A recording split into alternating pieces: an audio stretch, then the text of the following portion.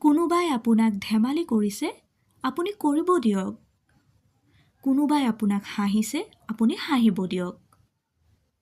কোনোবাই আপোনাক অসন্মান কৰিছে, কৰিব দিয়ক। কোনোবাই আপোনাক গুৰুত্ব দিয়া নাই, নিদিয়ক বাৰু। কোনোবাই আপোনাক অশান্তি দিছে, একেবাৰে আপুনি অশান্ত নহ'ব।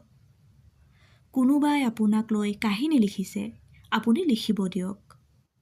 আপুনি যিয়েই নকৰক, আপোনাৰ পিছফালে কিছুমানে হাঁহিবই, বদনাম কৰিবই, লগতে অশান্তি কৰিবই।